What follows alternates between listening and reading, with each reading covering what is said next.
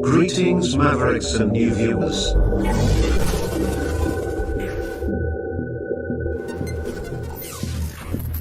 Tonight, direct and live from the Maverick News Network World Studios. This is Maverick News with Rick Walker.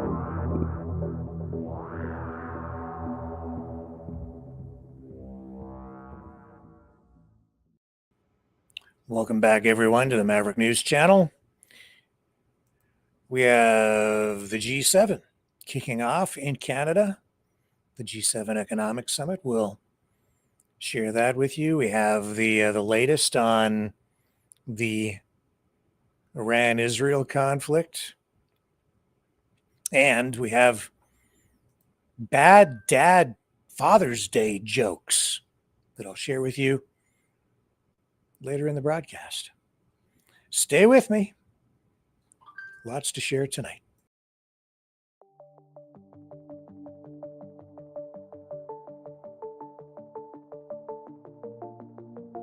Greetings, brave Mavericks. Our quest for truth continues. We go beyond fake news. Together we expose propaganda. Together we pull others out of rabbit holes. We are Maverick thinkers. We are all unique individuals, defenders of individual rights and freedoms, credible, trusted, grounded in reality. Maverick News, defending free speech, Donate at freedomreporters.com. Do it now. Tomorrow may be too late. Maverick News. The world is watching.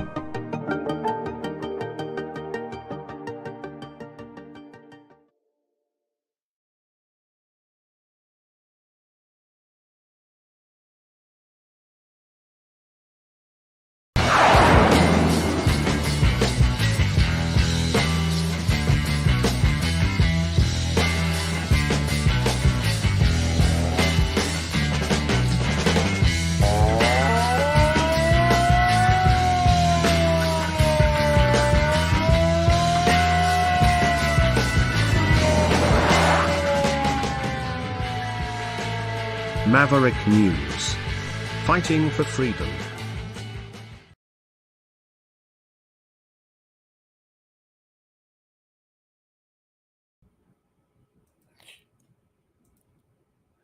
Okay, we're back, and I'm just going to get some live cam action up on the screen here for you tonight from Tehran, Tel Aviv, and more. Let me just make sure this is full screen, and it is. So this is live right now.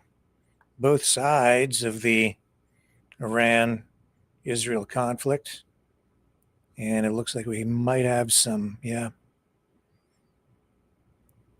something in the air. That's just, I think, an aircraft, perhaps. Bottom left-hand corner. But overall, quiet at the moment. Except for what's something going on down there. On the bottom of the screen center, pulsing light. Looks like maybe a fire.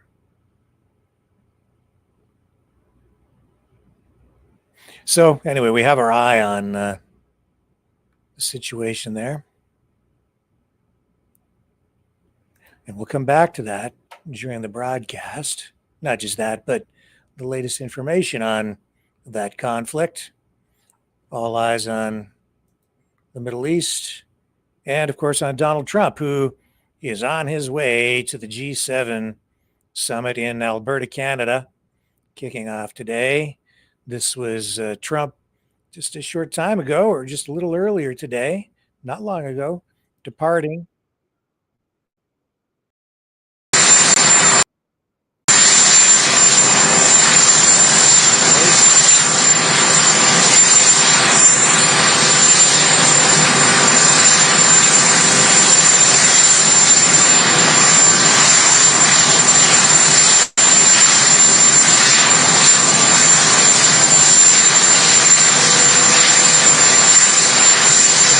kind of unusual because there's so much that has changed geopolitically. Back to the opposite.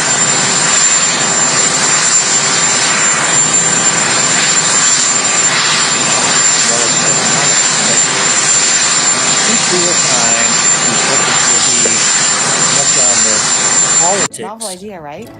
As Count on our on suits to stay put, no matter anything what. else. Hang on a second.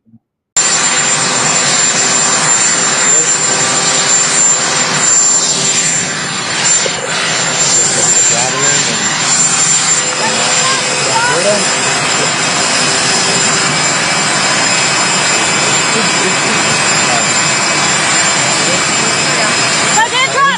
President Trump, will you come take our questions?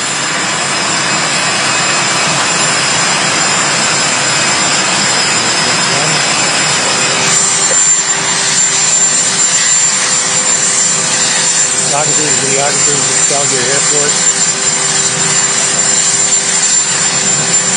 Shooting videos snapping stills of planes of world leaders as they arrive.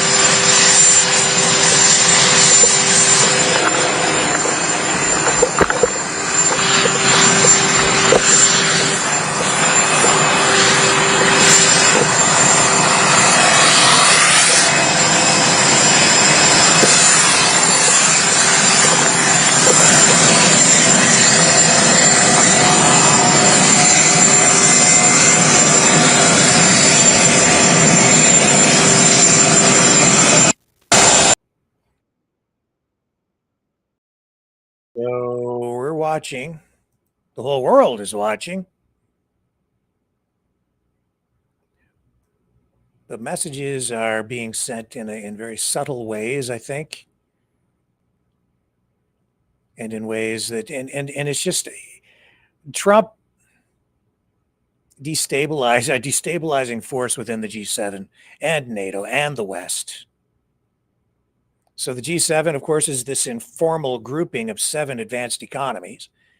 It's made up of Canada, France, Germany, Italy, Japan, the United Kingdom, and of course the United States, with the European Union as a permanent non-enumerated member, represented by European Council President Antonio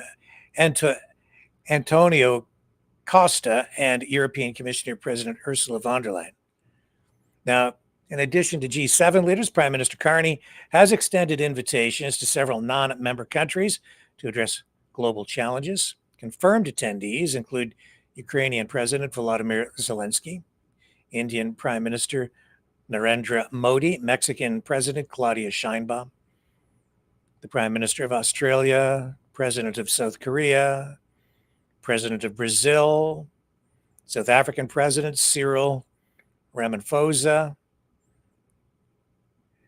Saudi Arabia Crown Prince Mohammed bin Salman was invited, but his attendance remains unconfirmed even at this point. And notably, Indonesian President Prabowo Subianto declined the invitation to meet with Singaporean and Russian leaders instead. Now, the summit's opening day today was dominated by discussions on the escalating conflict between Israel and Iran.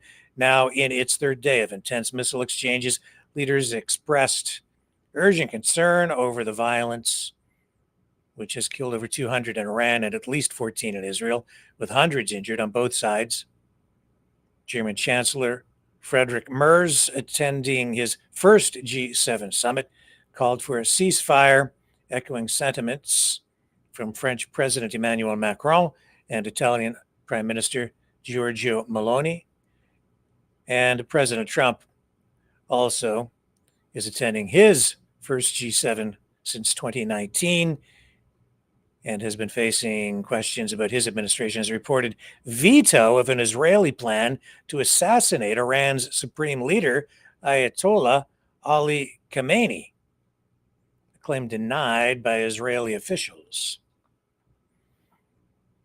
Interesting. We'll come back to the G7, but we do have this report on that from NBC, which claims to have broken that story.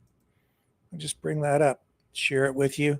That really made my antenna go up as soon as I heard this earlier today, because it raises larger questions about allegations of a desire for regime change within Iran. Here's the NBC report that precipitated all this. We have some big breaking news out of the Middle East. A U.S. official tells NBC News President Trump rejected a proposal from Israel in the last few days to assassinate Iran's supreme leader. It is yet another huge twist in that developing conflict. Let's go right to NBC's Vaughn Hilliard, who's at the White House for us. Vaughn, so we heard from Israeli Prime Minister Benjamin Netanyahu in just this past hour. What did he say? When directly asked about this report, he did not directly refute its contents, but when it came to conversations between the U.S. and Israel, he suggested that they are, quote, false reports. Now, a U.S. official tells me that this is accurate, that in fact Israel had come to President Trump with the proposed plan to kill Iran's supreme leader, Ayatollah Khamenei. This would be a remarkable effort if it had been, in fact, executed. Of course, this is at the heart of the conversation as to the extent that the U.S. is engaged with Israel's own military actions against Iran. Bibi Netanyahu, the Israeli prime minister, in just the last hour, acknowledging that he is, quote, fully coordinated with President Trump and that the White House was aware of its actions before the initial airstrikes took place earlier this week. At the same time, the White House has not engaged in any further military actions in terms of airstrikes on Iran specifically, but it has continued to assist in defensive efforts through the use of military pilots shooting down drones that are going into Israeli airspace. And so for this White House, they are well aware of the threats from Iran to strike U.S. military bases. And Bibi Netanyahu, over the last hour, suggesting that President Trump will make the decisions that are, quote, best for America.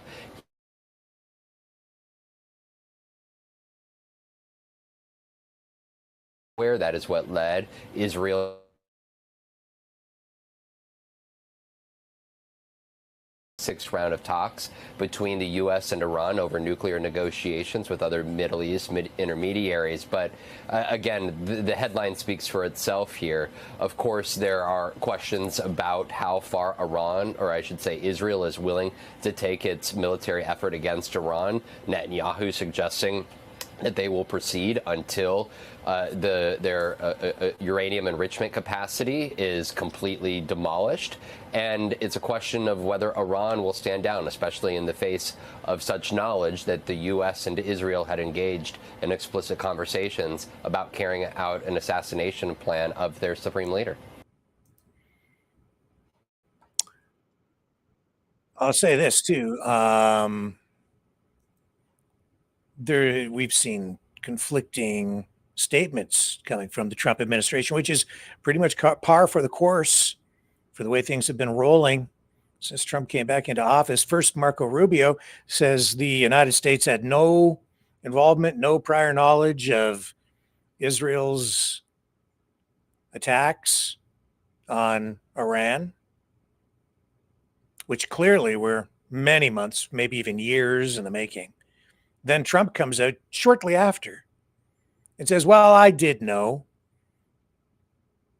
about much of what was going on. And now we're seeing that there's this report of him vetoing a plan to take the attack so far that they would assassinate the Ayatollah, which could be very, very destabilizing. The fog of war, and there's all kinds of propaganda out there and just, straight out fabricated information since the attacks began, with both Israel and Iran trading blows. I've seen much in the fog of war come to the surface, not the least of which is a claim that two F-35s were shot down by Iran, two Israeli F-35s, which Israel claims is not true. And this, of course, would have been groundbreaking unprecedented because the F-35 is a fifth generation fighter, stealth capabilities, never been shot down before.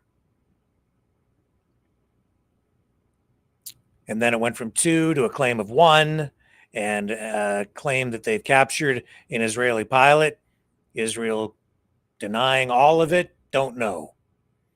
Then there have been, just other recycled pieces of propaganda, which I've seen used before, like allegations that, or just claim that as a result of these attacks, we've had the U.S. Embassy in Iraq attacked. Somebody sent me that the other night, trying to get me to bite on it. I didn't run it because, of course, it's a lie, like so many others that are fed to me, and others fed to me because people want me to put it on and run it. And I'm not doing that. Not if I can identify the misinformation and the outright lies, I'll avoid doing that. But thanks for sending it just the same.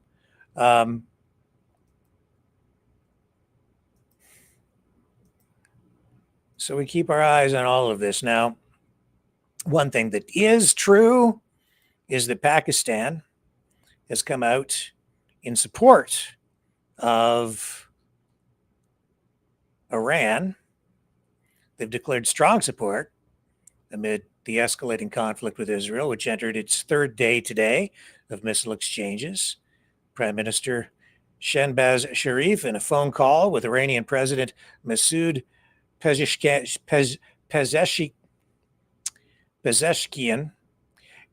my apologies for the pronunciation, expressed complete solidarity with Iran, condemning Israel's strikes on Tehran's nuclear and military facilities as a, quote, grave threat to regional stability.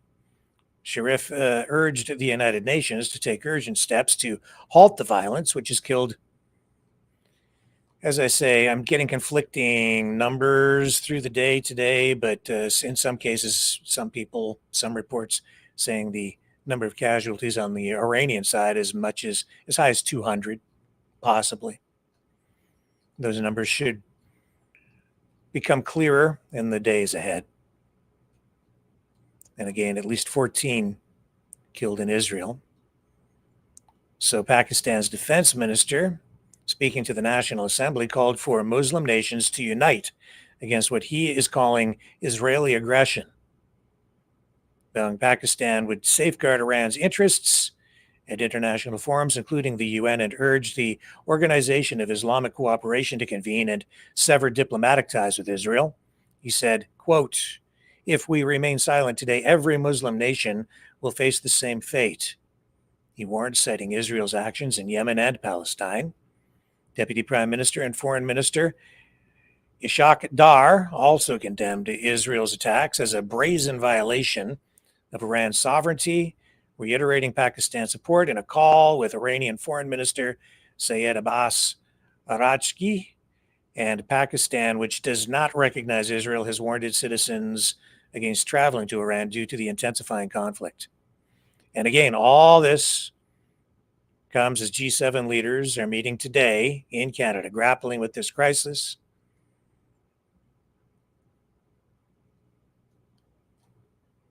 And opinion on this very polarized, of course, which gets us all the way back to Canada and the G7, where we have seen Mark Carney playing host to world leaders, and most notably dominating the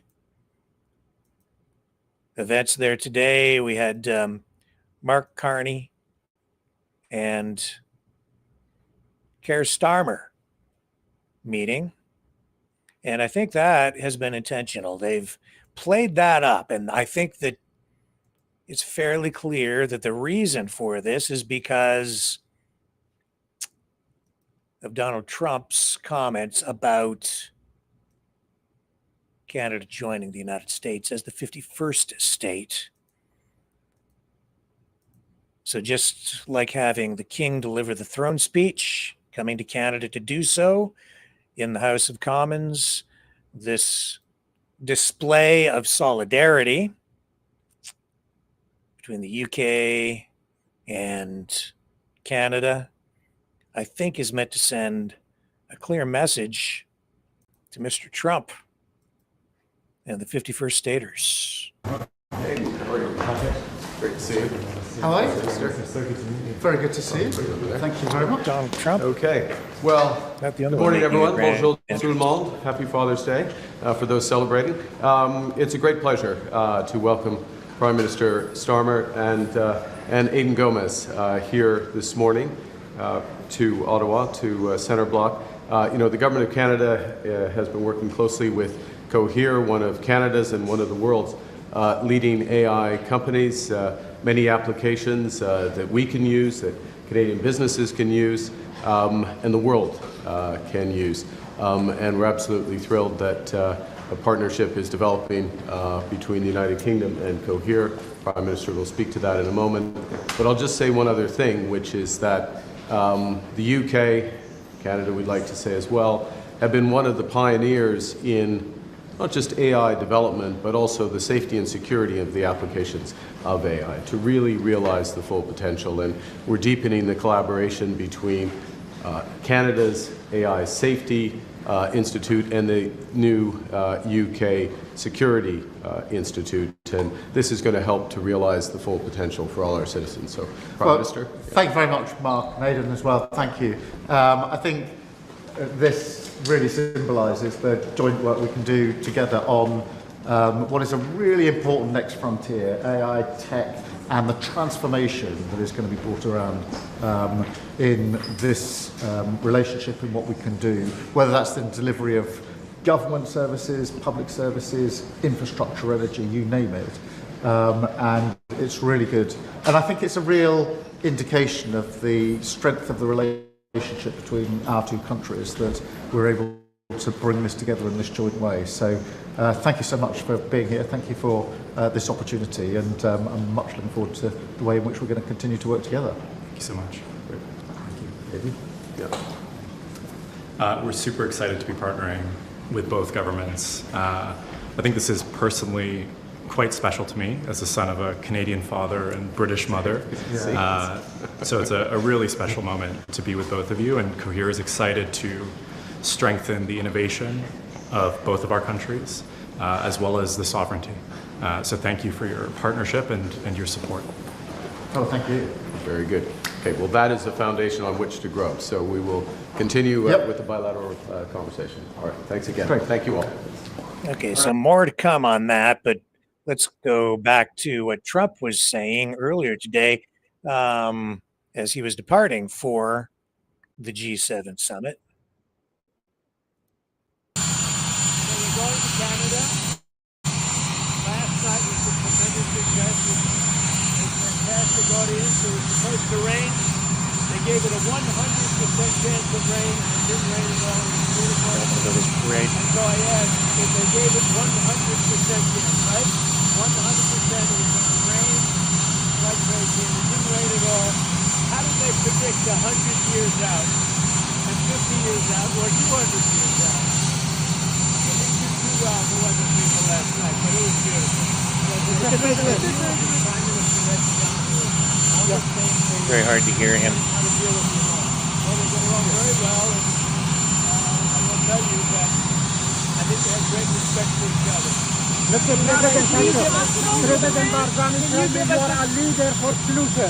What is your response for him? Mr. President, can you give us a sense of what you're doing to try to de-escalate the situation between Iran and Israel? Well, I hope there's going to be a deal. I think it's time for a deal, and we'll see what happens. But sometimes they have to fight it out. But we'll see what happens. I think there's a good chance there'll be a deal. Mr. President, Netanyahu going after the Supreme Leader, sir?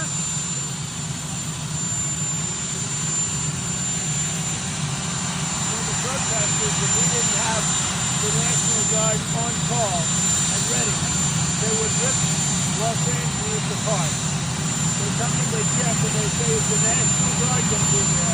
And if the National Guard's being there, then they don't even show up. Mr. President, are you planning to meet with President Zelensky?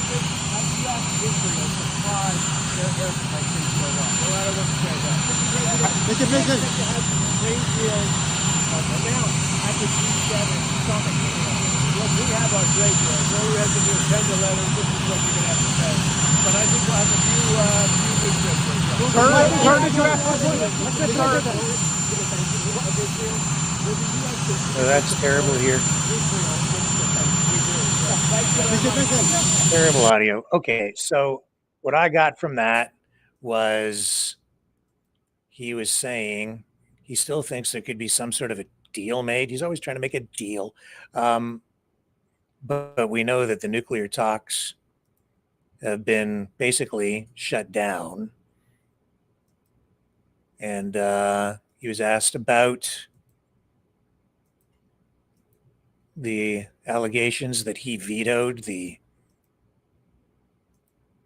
assassination plan on the Ayatollah. Kind of brushed that off. Couldn't really tell what he said there with regard to that. And it began everything by talking about his parade and trying to gloss over the fact that he had very light attendance, blaming it on weather forecasts, which he said were 100% calling for rain, which is true. There were calls for inclement weather, but I don't think they got anywhere near the kind of turnout he was hoping for yesterday. And I did mention, you may recall, I said he doesn't look happy. He looks kind of glum there, chum, sitting up in the stands. And as the tanks were rolling by, you had many empty spots in the bleachers. It's just a fact. I can't help it. I can't make this stuff up. I did notice as well that the production values for the televised program didn't seem to be anywhere near at the caliber or the level of what we've seen from similar authoritarian displays, especially from Russia, where they have elaborate crane shots, making it look like you've got a flying camera going through the parade. They did not invest nearly as much, and the display was not nearly as elaborate or as polished, frankly. Now, it's Trump's first go at being a that kind of leader. So with that kind of display, marking not just the 250th anniversary of the U.S. Army, but let's face it, it was his birthday. He wanted a big bash. And that's why he's taking so much flack online. And when you contrast the light turnout at his parade against the massive protests that took place literally in thousands of cities yesterday, the No Kings protests, that I no way to know how many people came out. I mean, it was massive. Let's just face it. I'm hearing all kinds of different numbers thrown around, but you can't deny these images from city after city. And then, of course, Trump's main political opponent right now is Gavin Newsom, governor of California, who posted this on his social media channels today.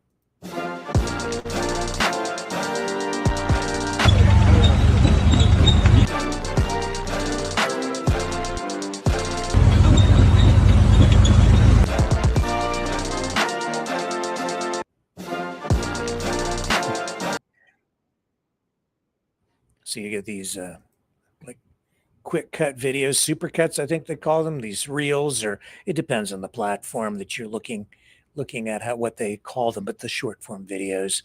And you're getting a lot of these things. Oh, it's not just Newsom capitalizing on the low turnout. Trump seems to think that Putin is his best friend or something, but even over in Russia, you're getting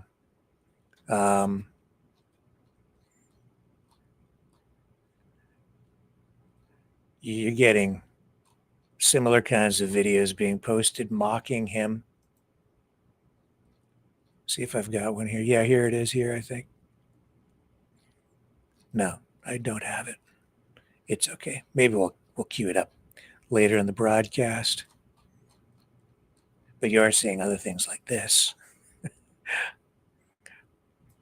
It did. I'm certain this thing yesterday did not go off the way Trump was hoping. Not at all. You're getting this kind of stuff, and it's just low hanging fruit.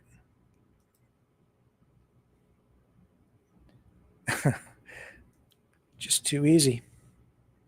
After that low energy display yesterday. In fact, here I do have the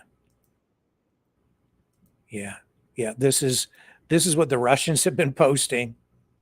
Here we go. Donald, I don't think that you're a friend, not really. You need to wake up, man.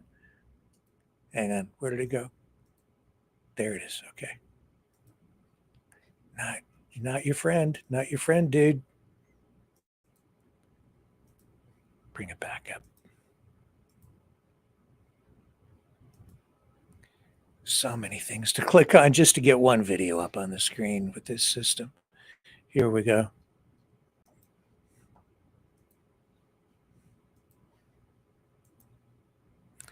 Wrong one. This one.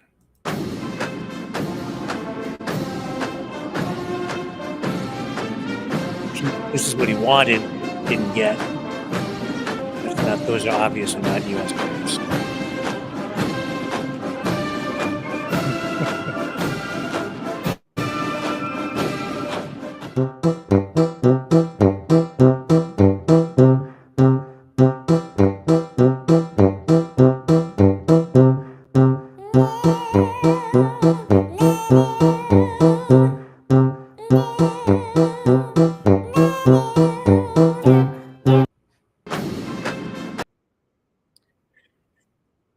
Yeah, I hate to run it because I don't like to run things that might insult people who don't, or just cast people in a negative light who don't deserve it, like those U.S. troops. But they were ordered to do that, and then you have the Russians, the Chinese, the Iranians, many world leaders, and information warfare teams from other countries taking advantage of what went on yesterday. As I said, I don't think that kind of display is typical of what the United States has been, what it aspires to be, at least most Americans. And I think that was reflective in the attendance yesterday. It's not the kind of country the United States is supposed to be, not a democracy. Oh, but it's not really a democracy. It's a republic, but you get what I'm saying. Trump claims he wants to be the president of peace, and yet you get a display like that. That's not what a president of peace should be doing, in my view. And then back to the G7 where Trump is in attendance, and you're getting these I think messages being sent to Trump, especially from Canada and other countries, saying, hey, the United States, if you're stepping back and you don't want to be the leader of the free world anymore, then I guess we're going to be working together to fill the void. And former Canadian Finance Minister Joe Oliver on Times Radio today saying that he expects, just through his analysis, he expects you will be seeing a lot of side deals and side discussions on various issues surrounding geopolitics and economics happening at the G7. And I think he's right. I think we're going to see those kinds of side talks going on a scale like we haven't seen at any previous G7 summit, because the world is definitely changing. And you could say we are in the midst of the evolution of a new world order. Canada has a very strong incentive to diversify its trade, which now is about 75% with the United States, and we got a real wake-up call from the president that is who is imposing very strong tariffs against Canada, as well as his talk about Canada becoming a 51st state. So there is a keen strategic interest in diversifying trade, and there's a natural affiliation, of course, economically, culturally, historically with the UK. So that's being pursued, and I think from the UK perspective as well, they would like to diversify trade, and so there's a natural a natural common interest in that regard. Unfortunately, Canada has failed to develop its natural resources to the point of creating infrastructure to tidewater and being able to help the Europeans in a time of crisis by exporting our vast natural resources, energy resources, particularly natural gas, to the UK and the rest of Europe, and during the conflict with Russia. So we've got a lot of work to do to catch up. But in the meantime, we're trying to enhance our trade relationships with Europe, and particularly with the UK. So keep your eye on that. I think you're going to see the stuff up front during the G7, and then you're going to see there's going to be a lot of stuff going on behind the scenes. And the United States, as much as Trump and his team will be there, they are not that interested in. Look, they're just not interested in making deals with the rest of the world. They're pulling back.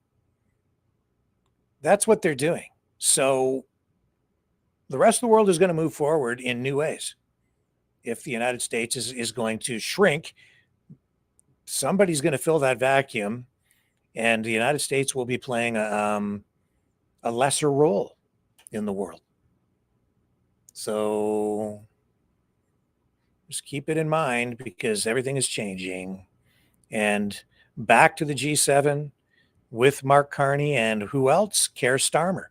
Again, this is what took place shortly after that first initial appearance and statement made to the media. And this is the sit-down photo op. Citoyen et citoyenne. It is a great pleasure, and I think entirely appropriate, that my first official bilateral in Canada with a head of government is with Prime Minister Starmer. Canada and the United Kingdom, of course, share history, we share values, we share governance. We are in a parliament inspired by the Westminster tradition, but it's much, much more than heritage. This is a foundation of prosperity for all our citizens going forward, and a prosperity based on those shared values expressed through the future: artificial intelligence, critical minerals, new partnerships in security and defense, but all in the pursuit of sustainable prosperity for our citizens. And if I may, just on a personal level, I've learned a lot from the Prime Minister over the years. I've been a great admirer of his and the values that he's bringing to bear to his government and to internationally, particularly as we go to Kananaskis for the G7, are those that we will be promoting. Well, it's a real honour and a privilege, Prime Minister Mark, my friend, to be the first of your bilateral visits. And we've known each other for a number of years, and that mutual respect, I think, has been at the cornerstone of our relationship. And I think I'm right in saying it's the first time a British Prime Minister has been here since 2018 for a bilateral visit, so I'm very pleased to be able to be here for that. The history and joint working of our countries is phenomenal. For years we've worked together as Commonwealth members, as independent, democratic, sovereign countries working alongside each other on issues of security, defence, trade, the economy, you name it. And we think alike, we work alike, and I think that's not just a reflection on the past. I think it is very much needed in the here and now, and how I think we can forge our future together as we go forward from here. It is particularly timely with the G7 because it is the opportunity under your leadership at this G7 for us to work with our colleagues and other leaders on the most important issues of the day. Obviously, the conflict with Israel and Iran is centrepiece, and this provides the opportunity to talk to our co-leaders about the fast-moving situation and to make our strong case together that there must be de-escalation of this conflict in the interests of the region and of course the world. And so I look forward to working with you, not just in this bilateral where we'll have the opportunity to discuss the opportunities and challenges for our two countries as we go forward. I was so pleased to see His Majesty the King here opening your Parliament. That was a real piece of history. And we get the opportunity now to discuss so many issues here today. So thank you so much. Great, thank you. Thank you all. Thank you.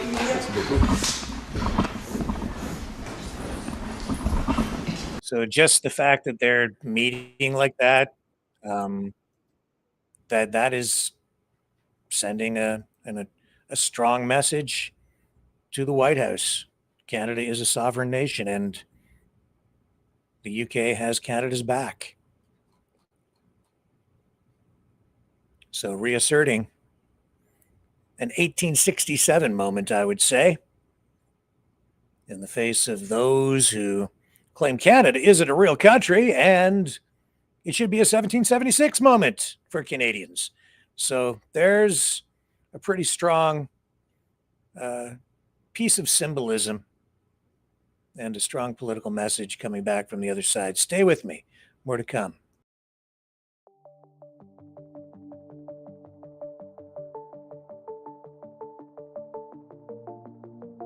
Greetings, brave Mavericks. Our quest for truth continues. We go beyond fake news. Together we expose propaganda. Together we pull others out of rabbit holes. We are maverick thinkers. We are all unique individuals. Defenders of individual rights and freedoms. Credible. Trusted. Grounded in reality. Maverick News. Maverick News. Defending free speech. Free speech. Donate at freedomreporters.com. Do it now. Tomorrow may be too late. Too late. Too late. Too late. Maverick News. The world is watching.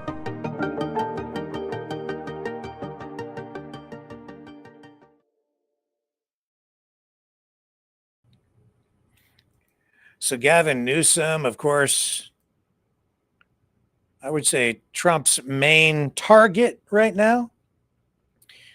California, blue state, the war on liberalism, progressivism, ramping up. California, major target for the Trump administration.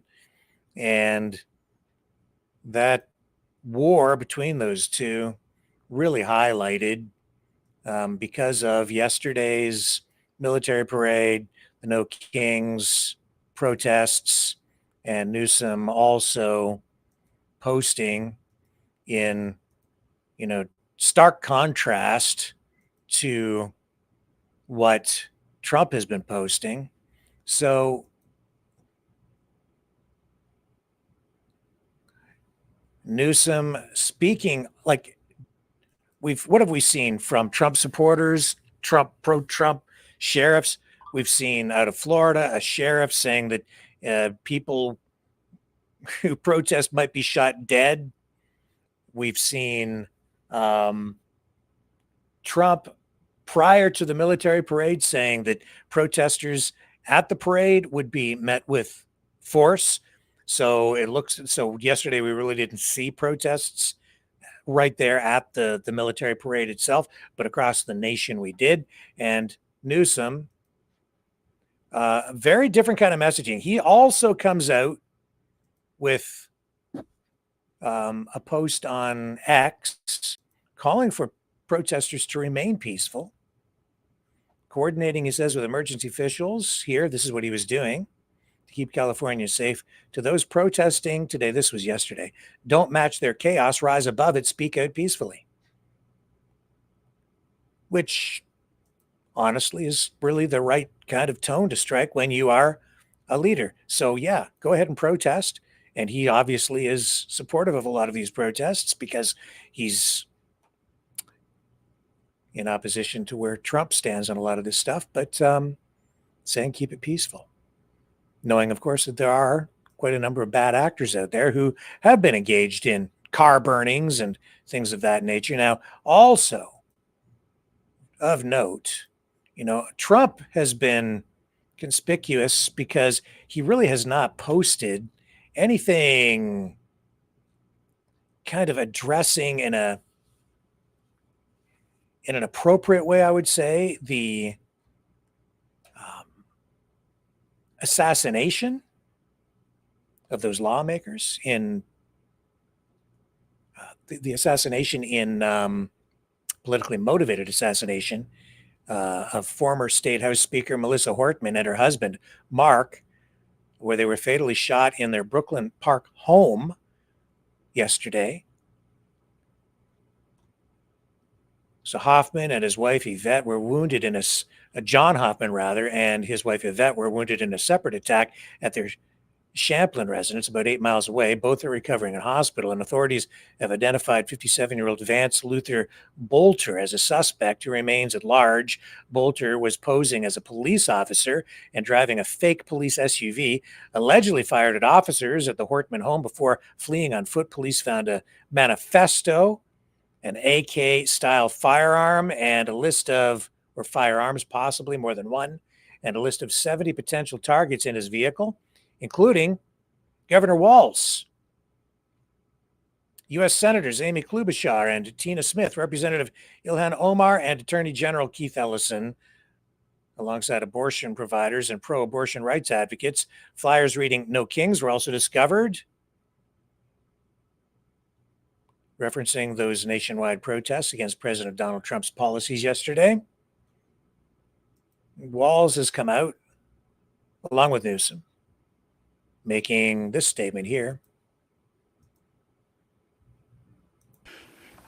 We're here today because an unspeakable tragedy has unfolded in Minnesota. My good friend and colleague, Speaker Melissa and her husband Mark, were shot and killed early this morning in what appears to be a politically motivated assassination. Our state lost a great leader, and I lost a dearest of friends. Speaker Hortman was someone who served the people of Minnesota with grace, compassion, humor, and a sense of service. She was a formidable public servant, a fixture and a giant in Minnesota. She woke up every day determined to make this state a better place. She is irreplaceable, and we've been missed by so many. Minnesota's thoughts and prayers are with her family, her loved ones, her children, and her parents. My prayers. We're here today because an unspeakable tragedy has unfolded in Minnesota. My good friend and colleague. Let me just pull that down. See, as I say, Trump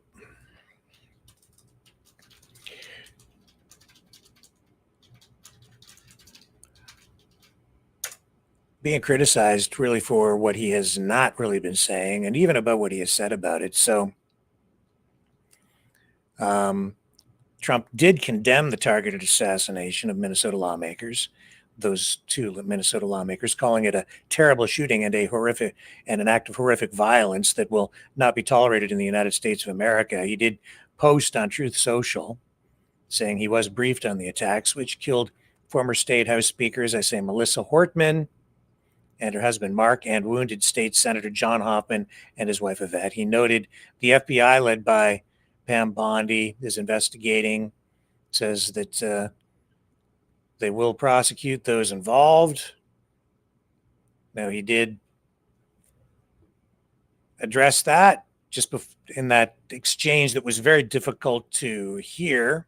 And I found the quote for it, just saying he described the attacks as absolutely terrible and says that the authorities continue to search for the 57-year-old suspect,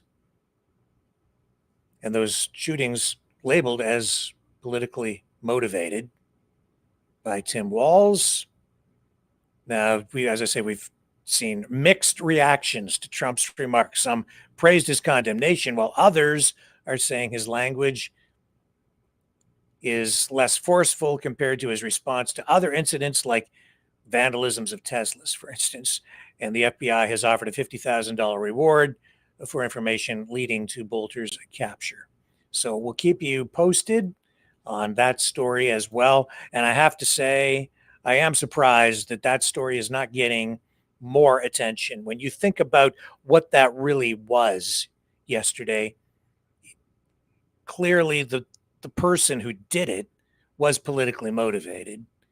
You have significant political personalities assassinated, and that story is taking a back seat to, well, look at all the other things that we're even covering here tonight. And we're nearly an hour into this broadcast, and I'm just getting to it now.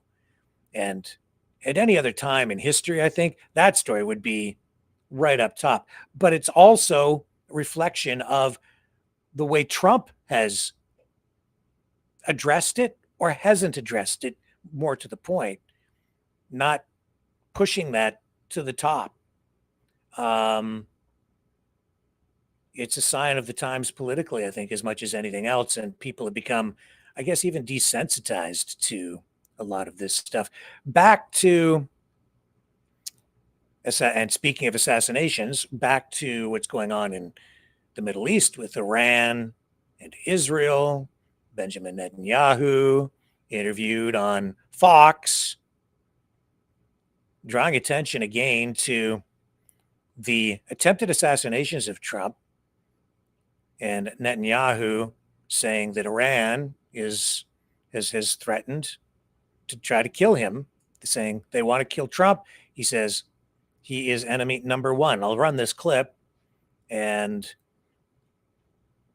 I think this highlights really what the thumbnail for our broadcast tonight highlights, which is that there is a desire among some, certainly within the United States, and I think even the Western world, there's a desire for regime change in Iran. I'll comment a little bit more on that in a moment. And it's related to what we're going to hear here. I want to talk about the nuclear threat. I want to talk about President Trump. You just said Iran tried to assassinate President Trump twice. Do you have intel that the assassination attempts on President Trump were directly from Iran? Through proxies, yes. Through their intel, yes. They want to kill him. Look, he's enemy number one. He's a decisive leader. He never took the path that others took to try to bargain with him in a way that is weak, giving them basically a pathway to enrich uranium, which means a pathway to the bomb, padding it with billions and billions of dollars. He took up this fake agreement and basically tore it up. He killed Qasem Soleimani. He made it very clear, including now, you cannot have a nuclear weapon, which means you cannot enrich. He's been very forceful. So for them, he's enemy number one. Yeah.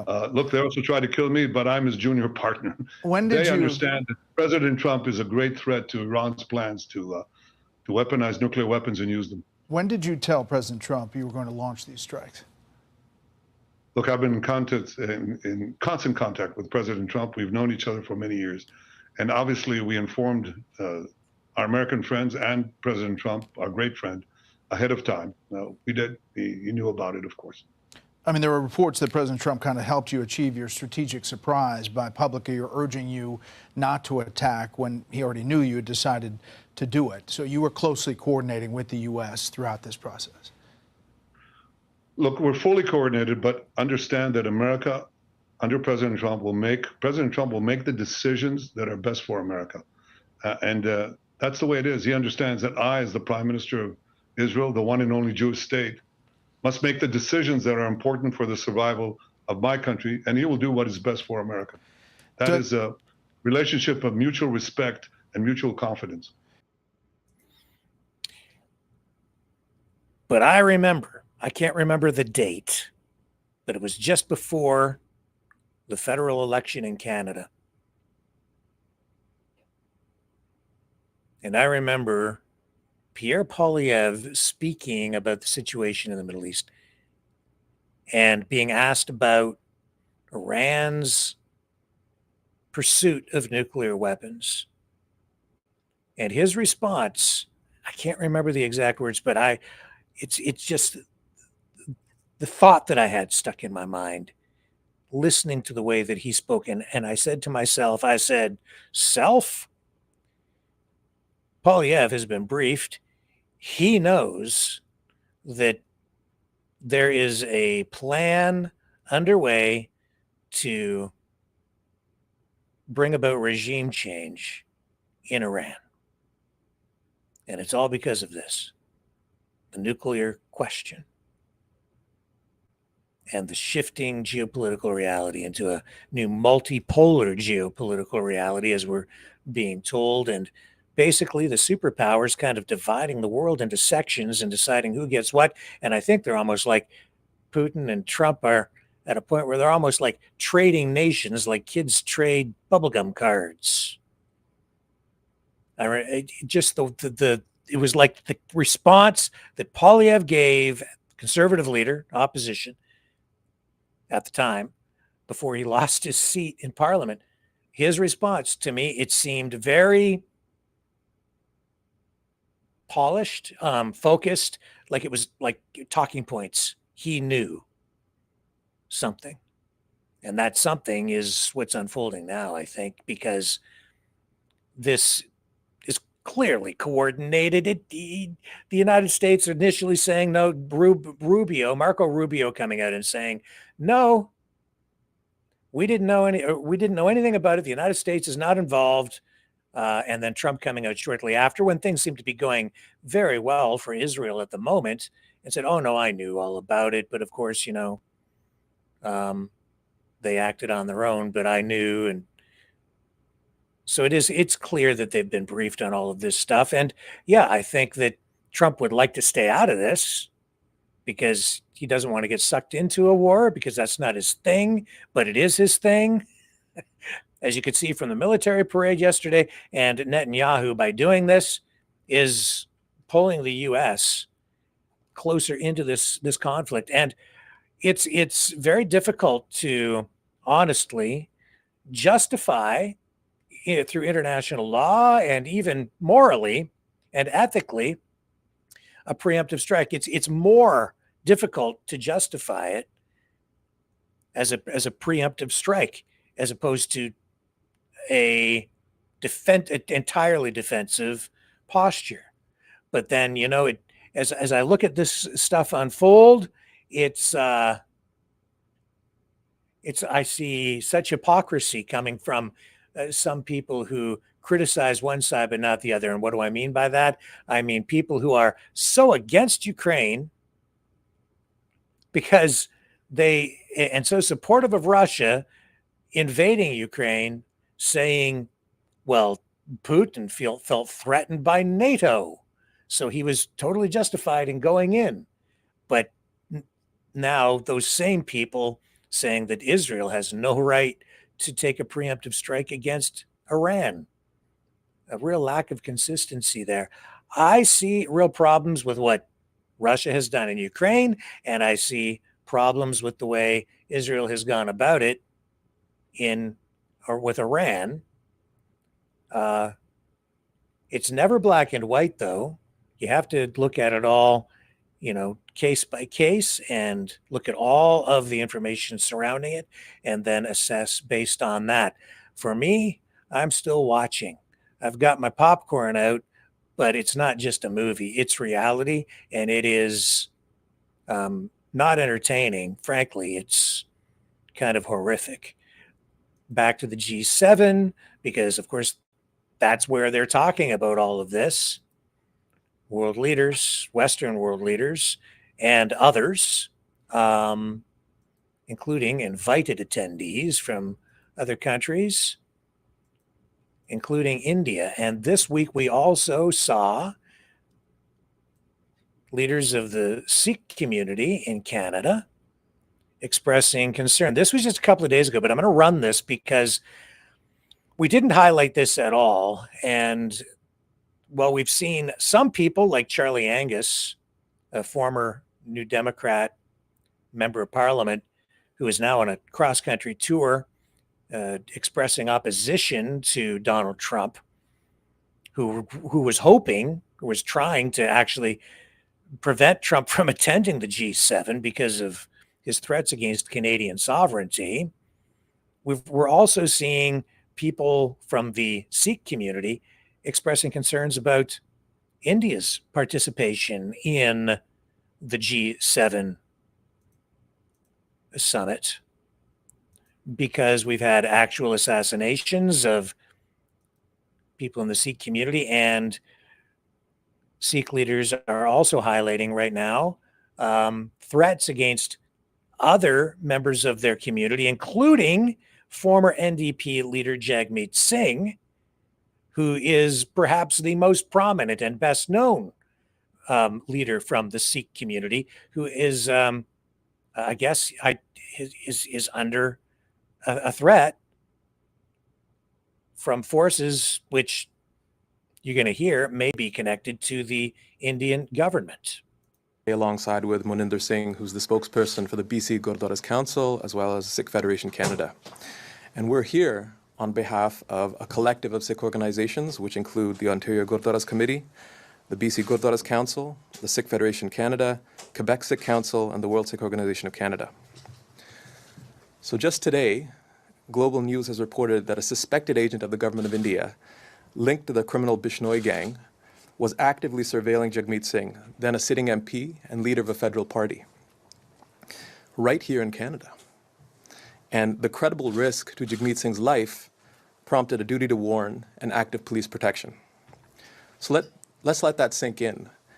India targeted a Canadian politician on Canadian soil. That's absolutely unprecedented. As far as we're concerned, that's an act of war. What other Canadian politician or leader has to carry the burden of representing his constituents, his party, but also protecting themselves from foreign assassination plots? And that raises a question in our community. If Jagmeet Singh, who is the highest profile Sikh in Canada, isn't safe, then what does that mean for the rest of us? And this isn't a one-off. It's the latest and the most brazen in a chapter of transnational oppression directed by India at Sikhs in Canada. In October of last year, you may recall that the RCMP confirmed that Indian agents were involved in multiple homicides, extortions, shootings, all targeted at Sikh Canadians. And that same day, Canada expelled 6 Indian diplomats who were suspected of being involved in these crimes.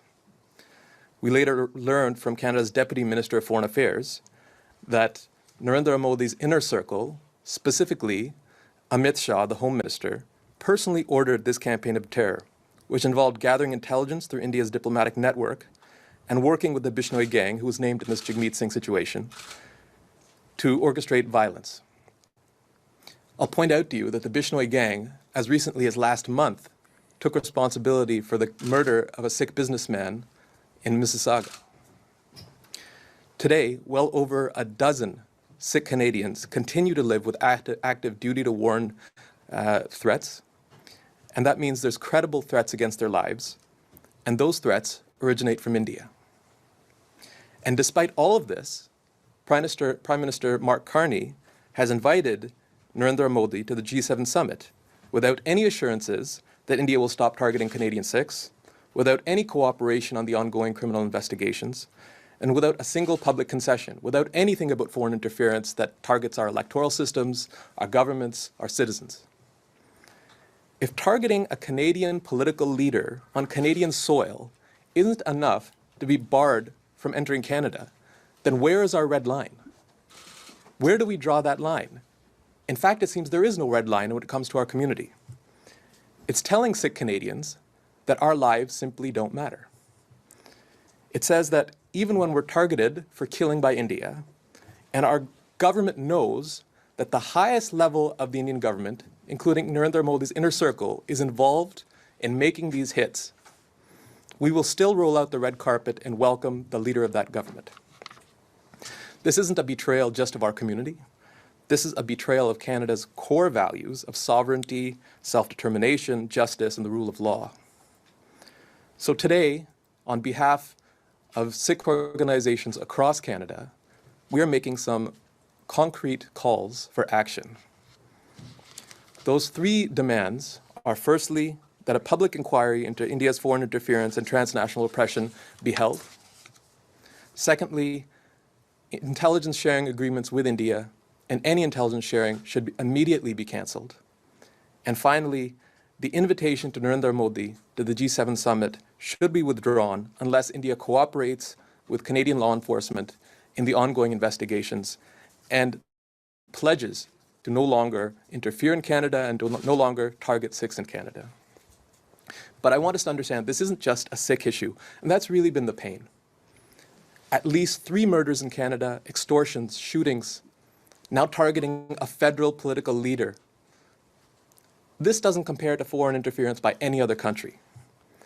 And if we allow one community like ours to be targeted like this, it means every Canadian's at risk. We can't afford the double standards that we're seeing, and we have to take a strong stand, just like we've done with China, Russia, Iran. For India, this isn't just an invitation, it's a capitulation. And that's the way it's been framed in the Indian media. This means it's open season on Sikhs in Canada. It's embarrassing for Canada, and it's dangerous for Sikh Canadians. So I'll close with this, that this is a moment that called for courage. We cannot bend over backwards for India. We need our government to start standing up for justice, for accountability, and the safety of all Canadian Sikhs, as well as all Canadians. I'm going to pass it over to Maninder Singh, who's going to give his remarks as well.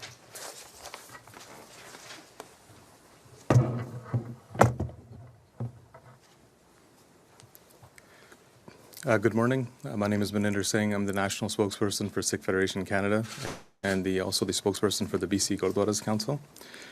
I'd like to start off by giving some context as to why Mr. Modi and his decades-long history is so problematic for this invitation, not only over the last 2 years, but it's important to understand that those of us that live with these duty to warns, myself having multiple duty to warns over the last several years, that this is not just an insult, it's adding insult to injury, where the loss of Bhai Hardeep Singh Nijjar in 2023 and his political assassination by the hands of the agents of the government of India. I think those are the things that we have to really understand as we're kind of walking through this process of what we've learned today about Jagmeet Singh. The surveillance, the live tracking, that is a norm that's unfortunately become a part of the life of many dozens of Sikh activists in this country. In 2002, Mr. Modi was the chief minister of the Indian state of Gujarat. Violence broke out that was state-sponsored. Thousands of Muslims in that minority were murdered in cold blood, rape, arson, looting, all of that took place. Mr. Modi was then banned from the United States due to his role in that violence. He was denied entry under the International Religious Freedom Act. Section 212 of his visa was revoked. And that visa was revoked according to the Immigration and National Act. It bars foreign officials responsible for severe violations of religious freedom. And in 2005, he was not allowed entry. And now we look at a few decades later, and the red carpet is being rolled out for an individual that not only is committing violence in Canada, but has a long history of this type of genocidal violence as well. I think India, in and of itself, when we look at what we see from there, there's intelligence sharing agreements that we're talking about. Intelligence sharing agreements with Canada allow Sikh activists to be tracked, surveilled, pinpointed, their families back home in Punjab harassed. So these security intelligence agreements are not only impacting Sikh lives here in Canada, but they're also impacting their families back home in Punjab, where the Modi regime in its authoritarian state has been known to not only incarcerate, but also torture and make people disappear through various means and staged fake encounters as well. India's press faces the same threat as well. India is ranked 151st out of 180 countries when it comes to press freedom. Multiple journalists are killed every year in India. There's things from Kashmir to the Farmers Act to the Citizenship Act. Every single time, journalists and reporters and media have been subdued by this Modi regime. And Reporters Without Borders has gone far as to say that India's media has fallen into an unofficial state of emergency since Narendra Modi came to power in 2014, with an average of 2 to 3 journalists killed due to their work every year. That work includes reporting on Kashmir, the farmers' protest coverage, journalists facing criminal charges, including sedition, for reporting on the death of a protester at the hands of Indian state paramilitary in 2021. Due to this environment of harassment and danger, India's media at best is pro-Modi and Hindutva propaganda, which villainizes minority groups and plants the seeds to attack them in a justifiable and necessary means under the guise of national security.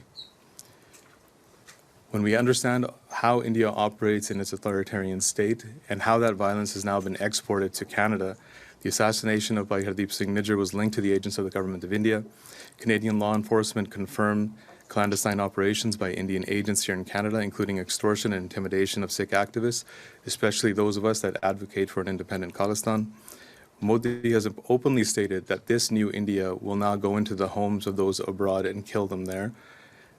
And I don't think we can understand a state any better than that when their prime minister is actually saying that we will go into the homes of those dissidents, those that are actually forming any type of legitimate dissent in foreign countries, especially a country like Canada that has freedoms under its charter, that we will go into their homes and kill them, and they've actually done that. The expulsion of Indian diplomats in October of 2024, when Foreign Minister Melanie Joly announced the expulsion of 6 Indian diplomats due to their involvement in a targeted campaign of violence against Canadian citizens. And make no mistake, these are Canadian citizens. The expelled individuals included Sanjay Kumar Verma, India's High Commissioner to Canada at the time. The highest level of representation India has in Canada was expelled for a campaign of violence against Canadians on Canadian soil. Extortion has continued, intimidation has continued, threats have continued, but the Sikh community remains resilient, will not bow down or go silent to these types of threats and extortion and acts of violence. We will continue on, but the question really lies in the fact that what will Canada do? How will it protect its citizens? How will it protect its freedoms? And how will it ensure that its sovereignty is not undermined? Just yesterday, a Hindu businessman in the lower mainland of Vancouver, Satwinder Sharma, was shot and killed in his business. Just recently, just a few hours ago, the responsibility for that murder was taken by elements of Indian gangs that are operating in India who have openly on social media claimed responsibility for that killing. So this violence is going nowhere. And in October, if we have Indian diplomats that were expelled for this very extortion and murder and violence, we're inviting the Prime Minister of that country, who actually has those Indian agents under their security agencies like RAW that report directly to his office. How are we actually thinking that this individual does not know what is happening? On the contrary, this order, these violent killings, these violent extortions are all actually, in our opinion, coming from that office itself under Mr. Modi's, Amit Shah's, and that inner circle's orders. So this is an issue of Canadian sovereignty and not one of just the Sikh community. It's definitely not one of some type of row between the Hindu and Sikh community. This is something that communities in Canada need to be safe from, this type of violence and transnational repression from foreign powers like India. Finally, I'd like to just comment on why Mr. Modi's invitation here should not have happened in the first place. Inviting Mr. Modi now legitimizes India's actions. It included political assassination, suppression of dissent, and the interference in Canadian affairs, as through the Hohe Commission has already reported out. Canada has credible evidence linking Indian agents to Mr. Nijjar's assassination, yet Modi's government has refused to cooperate with the investigations. The G7 is a platform for democratic nations committed to human rights.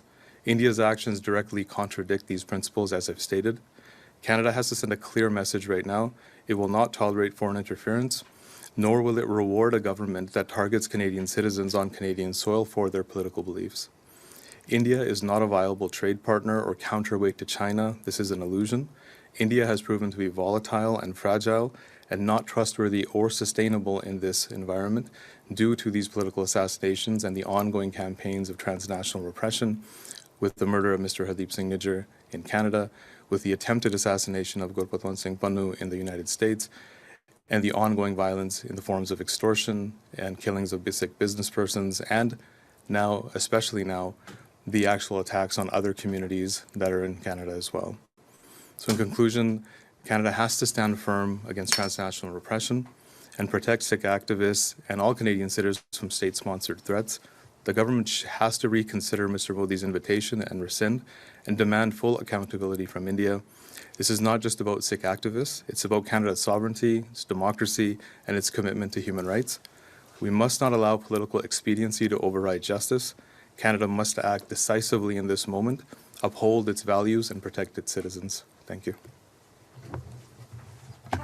Okay. Now,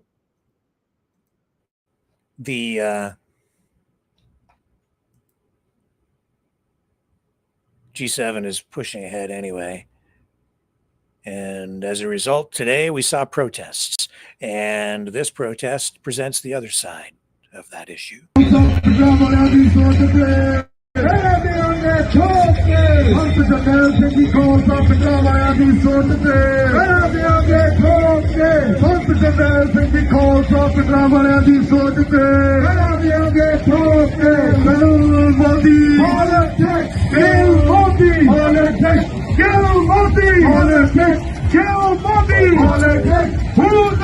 Indian government. Who's the terror? Indian government. Who's the terror? Indian government. Who's the terror? Indian government. Who can ninja? Indian government. Who can ninja? Indian government. Who's the terror? Indian government. Who can ninja? Indian government. Kill Modi! Kill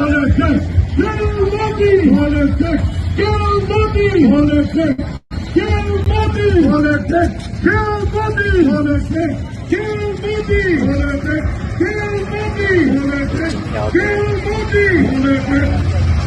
Kill Modi! Kill Modi! Kill Modi! Kill Modi! Kill Modi! Kill Modi! And there were other protests or protests as part of the protest. Today, we saw, I believe we had about 1,000 or so marching through the streets of downtown Calgary. We have video. Here we go. Other footage.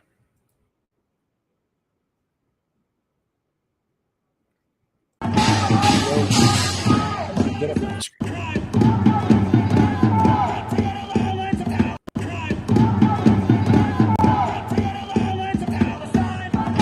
Some people critical because the protest did not stick to its designated parade route where they had permits. I guess they deviated from that somewhat. But then I think some of the people criticizing that are also people who say that you shouldn't need permits to protest. So I'm not sure how valid the criticism is. Speaking of marching, you know, this post here makes a very good point, I think, too. And this is what I was saying earlier. It's not my intention to direct any criticism at all toward U.S. troops. The reality is the troops marching through the streets yesterday during the military parade, I mean, they were ordered to do it. But the fact that they seem to be less polished, in a way, is reflective of the U.S. not being as authoritarian as a lot of other states, where displays of force are as important as the force itself. So, I'll show you what I mean. So here's this post on Twitter/X, whatever you want to call it these days. Jake Bro says, okay, people are genuinely confused why members of the U.S. Army can't actually march in unison like the Russians or the North Koreans or the Chinese. The reason why is because all these soldiers have real jobs in the military, and nobody beyond ceremonial units ever does any marching once out of basic training and their tech school. These soldiers spend their days doing important work to defend our nation. They don't ever practice marching. Trump demanded they all stop being productive at their jobs to waste time at taxpayer money to march in a parade for his amusement. At Incheon Landing during the liberation. Yeah. Gained the nickname Bayonet Division during their... I'm going to turn that down because the audio has copyrighted music in it, because they were playing during much of this, during the live broadcast, sort of rock and roll 1980s style rock music. But yeah, I mean, it's just not the goose stepping that you're getting out of Russia and the North Koreans with their, extremely polished military performance. Looks a lot more casual, but I think that's really quite right. What this social media post highlights is that, these guys, that's not what they were hired to do. That's not what their jobs are. These troops were, there to, walk by President Trump on his birthday. So not a reflection on them, but maybe on Trump.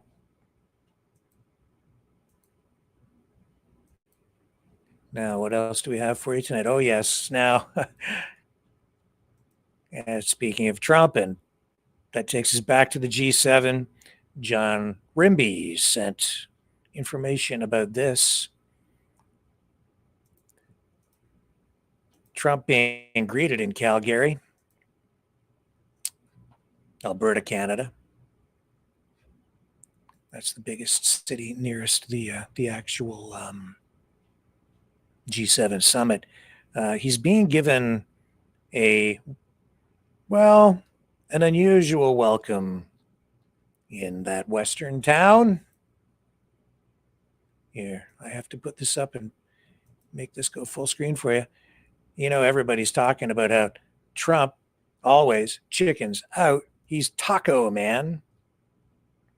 Well, on the streets of Calgary, you might call this vandalism, but it's not permanent. These things do peel off. Bus boards have been, and billboards on, ad billboards on like bus shelters as well. They're being redecorated with these new crispy chicken sandwich taco only at Taco Hell. G7 edition, G7 special. So of course this is a joke, but these things have gone up in many locations around Calgary, and it is it's making headlines, getting media attention. It's the G7 special, Taco Hell. So that's what Trump is being greeted with in Calgary as he attends the G7. The new crispy chicken sandwich taco.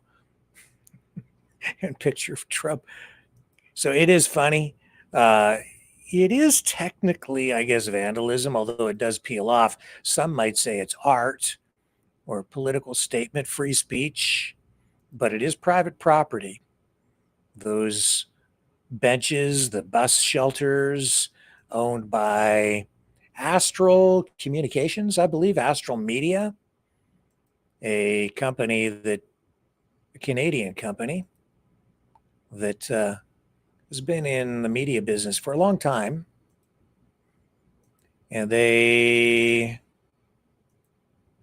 not entirely happy about it. Here, I've got this report from City News out of Calgary. And thank you, John Rimby out of Alberta, for alerting us to this story. I will give credit where credit is due, though, because City News out there on the prowl and getting the scoop. So I'm going to just run a little clip from City News highlighting this story. As Calgary's mayor not only tells Calgarians hospitality, but also is said to give a number of gifts, including a Smith-built white hat to every dignitary that comes, including U.S. President Donald Trump. It's really important to practice diplomacy. And I don't think that is the clip we need. Hang on, let me just recue this. I'll requeue. We'll get her up for you. Okay, here we go. Let's try it one more time, shall we? There might be an ad. Sure there is. This is a racist donkey right here, you see him? With the G7 set to start this Sunday, some Calgarians are welcoming world dignitaries in interesting ways. This sign plastered onto a bus shelter in Calgary's Beltline reading, "New crispy chicken sandwich taco, only at Taco Hell." It appears to be a dig at U.S. President Donald Trump, using the label some investors have given him, TACO, which stands for Trump Always Chickens Out, referring to him imposing tariffs on countries, then reversing course or easing those tariffs. The sign leaving some Calgarians split on if this is a proper welcome to one of the world leaders coming to the summit. I think it's so cheeky. I really think it's incredible that we have a convicted felon 30 times over allowed to come to our country. I think Calgary's better than that. You know, we're kind of a, you know, we've got a tough edge to us, but we like to work hard and play hard. That's our thing. And I don't think, you know, bad-mouthing and this and that, it's not really the Canadian way. City News was there late Friday morning where crews from Astral, the advertising network which manages the ad case, removed the signage. Astral in a statement calling the signage vandalism and saying they are doing an audit for any other acts. The sign comes as Calgary's mayor not only touts Calgarians' hospitality, but also is set to give a number of gifts, including a Smith-built white hat to every dignitary that comes, including U.S. President Donald Trump. It's really important to practice diplomacy, and so all delegates will be treated with an equal amount of respect. Now, not every message to dignitaries coming over here to Alberta is meant to be, as one woman put it, cheeky. The Calgary chapter of the Ukrainian-Canadian Congress using this billboard right behind me here, just by the airport, to welcome Ukrainian President Volodymyr Zelensky. The UCC says it hopes the summit can be used as a way for the world's major leaders to have a unified message standing with Ukraine in its war against Russia. I hope the other leaders will help Trump to understand the current situation, because I think unfortunately President Trump is lost the understanding of this current situation. In Calgary, Edward Jan, City News. Okay, so City on the prowl, City is bringing us the taco beat. Just a second here. There we go. Okay, I had to get that audio out of my headphones. Stay with me. When we come back, bad dad Father's Day jokes.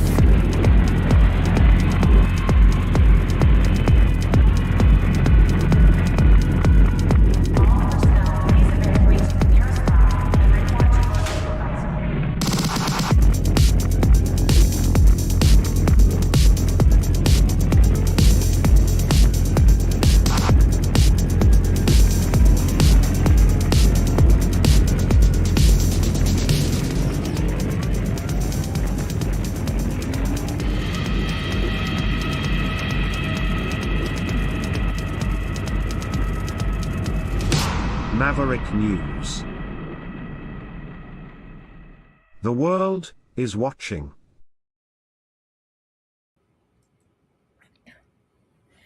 So I just also wanted to draw attention to another story about those No Kings protests. This one in Salt Lake City. A man believed to be part of a peacekeeping team for the No Kings protest is apparently being shot at a person who was brandishing a rifle at demonstrators, striking both the rifleman and a bystander who was later died at hospital.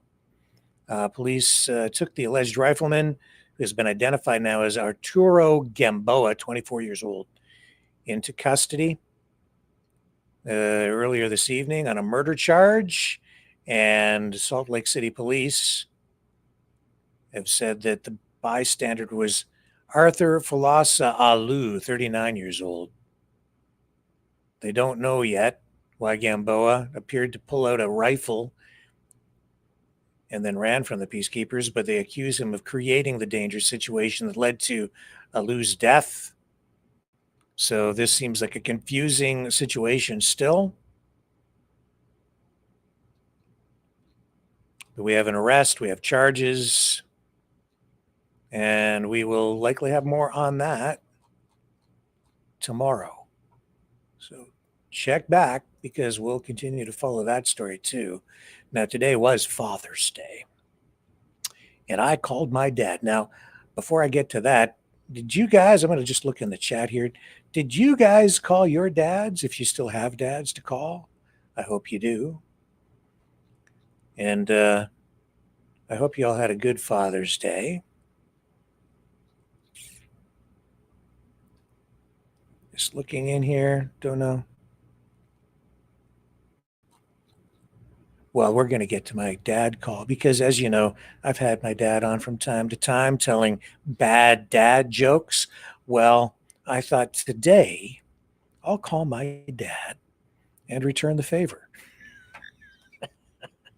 It was my turn to share bad dad jokes. So I came up with a few knee slappers to share with him, and I thought, well, it's got to have something to do with Trump. So here's my Father's Day call to my dad on this Father's Day.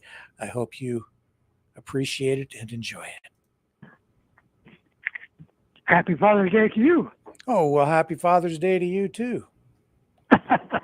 Thank you. Yeah. Happy Father's Day. I learned all my bad habits on being a father from you. Oh, there you go. And the good ones too. And the good ones too. Yeah. And your offspring right now is out working on his car. Oh, well, he learned all his bad habits from me. I guess so. Yeah. He's wiring up the exhaust. Oh. He's got to get welded on or something. Yeah, that's hanging. Oh. So he's got to get something welded up on it. He's doing that tomorrow. Uh-huh. So that's that chrome exhaust that his friend dropped off here that we had to take up there. I told him he has to be careful because when he sends stuff like that over here, I might steal it and put it on my Volkswagen and make it look like it's actually got some power and might actually go fast. But you never know, that would be an illusion. That's okay. I like my old clunker Volkswagen. It's cheap and effective. That's right. No, I agree with you. Yep. I agree with you. They don't need all the bells and whistles that they come up with today. Fortune to cost you to have them, and the whole bit is much better to wind up windows and stick shift, you know? Yes. Yeah. Yeah. Well, I've got power windows. I like those, but that's as luxurious as I need to get. So everything is fine. So I called to wish you a happy Father's Day. And, you know, everybody on my show loves you. And so, and because you tell such good jokes, they wanted Father's Day jokes today. So if it's okay with you, is it all right if I record this? Because I wrote you some Father's Day jokes for you today so that I thought that would be part of my Father's Day gift to you today. Okay. Okay. All right. So here we go. Now just out of curiosity, did you watch the big Donald Trump birthday military parade there yesterday? No, I didn't watch that. No. Yeah, you didn't miss too much. I watched a little bit of that, but I didn't quite get it. To be honest, it didn't make sense. 250th anniversary of the Army or something, wasn't it? Yeah, that's what he said, but I think it might have had something more to do with him wanting a big birthday party for himself because it was his birthday yesterday. Oh, it was his birthday, was it? Yes, it was. Yeah. Uh-huh. Some guy, I don't know who it was, said something about, this is absolutely ridiculous. He said, that's what dictators do. Yes, that's right. Yep, that's exactly what it looked like to me too. I've never seen anything quite like it over on this side of the planet anyway. A little bit, it actually kind of scared me a little bit seeing that, but anyway, yeah. But today's Father's Day. He's a father, eh? Yeah. That's pretty scary too. He's a dad. So what's his kids going to be like? Well, that's the thing. So I wrote some Donald Trump Father's Day jokes to share with you today. Okay. So do you know how Donald Trump celebrated Father's Day today? Singing him in the army now? No, same as he celebrates every year, with golf, Diet Coke, and ignoring indictments. Golf, Diet Coke, and ignoring indictments. And ignoring legal indictments, yes. But so that when it was done with that today, he decided to hold a news conference. And so he went to his news conference, and in his opening statement today, Dad, he said he claimed that he is the greatest father in the history of the world. And then he pointed to some important lessons that he's taught his kids over the years as proof. How to evade taxes and plead the fifth. How about doing so far? Good. You like these jokes? Well, there's more. Just wait, there's more. Because then at his news conference, he opened it up to questions. And the reporters asked Donald Trump at his news conference what advice he has for new fathers. And he said, simple. Teach your kids two things early: branding and plausible deniability. Run that by me again. Okay, I'm getting too complicated. He opened his news conference up to questions, and then the reporters at the news conference asked Donald Trump what advice he has for new fathers, and he said, "Oh, simple. Just teach your kids two things early: branding." Like he puts on his Trump towers and stuff, or on all his merchandise that he sells, and plausible deniability. In other words, always have a good alibi for any crimes you commit. Okay, I get it. Okay. Oh, but wait, there's more. Oh, there's more. Well, the reporters, when they heard that, they challenged him on it. And if I had been there at his news conference, I would have challenged him on that as well, being the reporter that I am. But he didn't care. He just doubled and tripled down on everything that he'd said before and went even bigger with his claims. And he declared himself to be the greatest father in the history of not just the world, Dad, but the entire universe.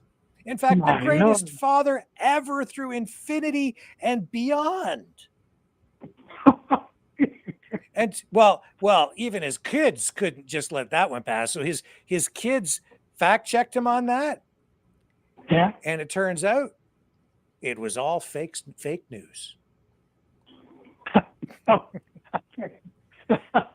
Okay. The end. How was that? How did I do telling jokes, dad jokes today? That's dad joke, yeah. The greatest father in the universe. He didn't actually say that. It's all fake news. Yeah, all fake news. Yep, that's right. So do you have any Father's Day jokes for me? Well, I got it. Yeah, well, yeah. There are four new fathers. They're in the waiting room at the hospital. All their wives are in giving birth to babies, eh? And the nurse comes out and says to the father, or three new fathers, right? Said to father number one, "Congratulations, sir. You're the proud father of twins." Well, he said, "Isn't that ironic?" He said, that is something else. He said, "I work for the Minnesota Twins Baseball Club. Isn't that something?" Well, there you go. So the nurse comes out later and says to the second father, "Congratulations, sir. You're the father of triplets." Well, he said, "How about that?" He said, I work for the 3M company. Isn't that a coincidence? Wow. So the third time he comes out, she says, sir, congratulations. You're the father of quintuplets. He said, well, I'll be darned. What a coincidence. She said, I work for the Four Seasons Motel. And just the other father, he faints on the floor.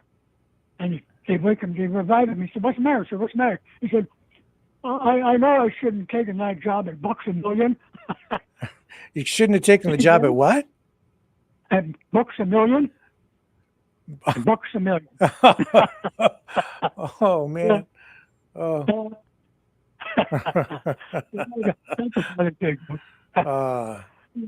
That's pretty good. That's a dad joke. That's a bad one.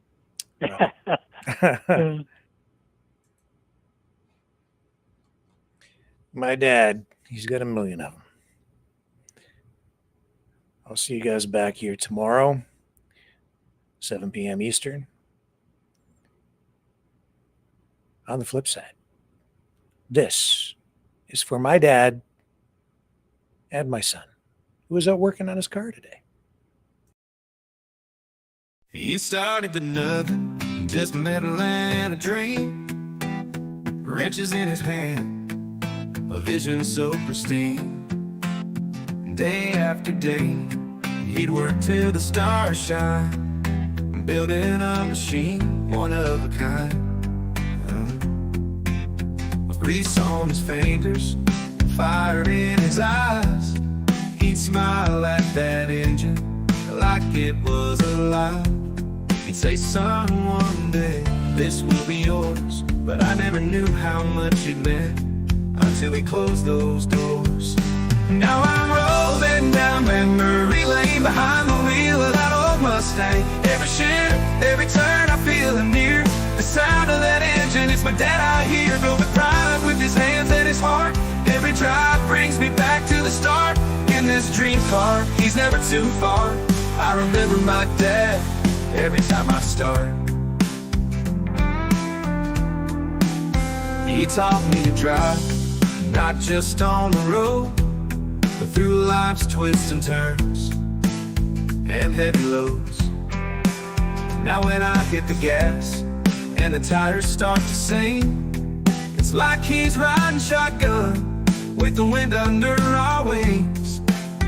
He's there in the chrome, in the roar of the gears, his laughter in the echoes, his wisdom through the years. This car ain't just metal, it's a piece of his soul.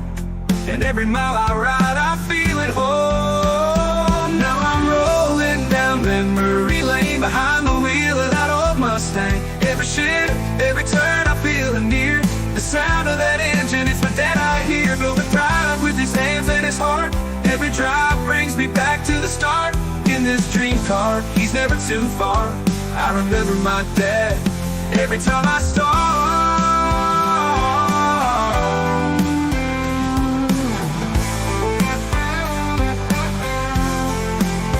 Through the rain and the rust, it still shines so bright, like the love he put into every late night. And though he's gone, I know he's still here. In every curve of this car, I see him clear.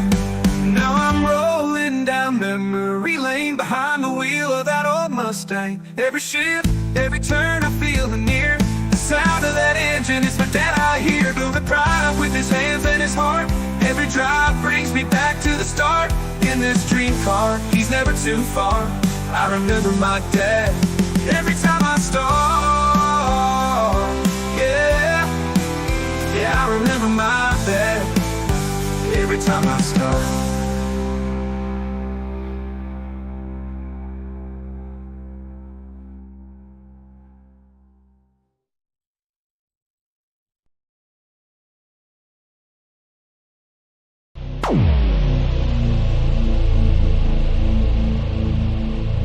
This has been a Maverick Multimedia production.